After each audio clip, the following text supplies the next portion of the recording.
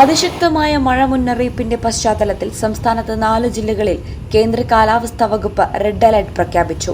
മലപ്പുറം, കോഴിക്കോട്, വയനാട്, കണ്ണൂർ എന്നീ ജില്ലകളിലാണ് red alert ഉള്ളത്. ജില്ലകളിൽ അതീവ ജാഗ്രത വേണമെന്ന നിർദ്ദേശത്തിന്റെ പശ്ചാത്തലത്തിൽ മലപ്പുറം ജില്ലയിലെ ക്വാറികളുടെ പ്രവർത്തനങ്ങൾ നിരോധിച്ച് കളക്ടർ ഉത്തരവിറക്കി. ഇനി ഒരു അറിയിപ്പുണ്ടാകുന്നതുവരെ ക്വാറികൾ പ്രവർത്തിപ്പിക്കരുതെന്ന് ജില്ലാ കളക്ടർ VR വിനോദ് നിർദ്ദേശം നൽകി.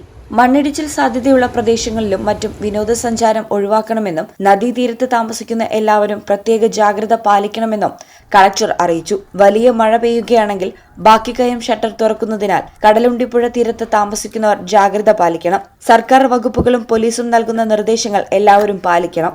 വൈദ്യുതി ബോർഡും പൊതുമരാമത്ത് വകുപ്പും പഞ്ചായത്ത് തല ദുരന്ത പ്രതികരണ സംഘങ്ങളും ഏത് അടിയന്തരാവസ്ഥയ്ക്കും തയ്യാറായിരിക്കണമെന്ന് കളക്ടർ അഭ്യർത്ഥിച്ചു. ഈ channel Malappuram.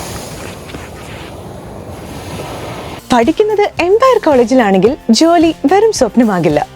Empire College of Science, Moodal, Kuttippuram, Malappuram.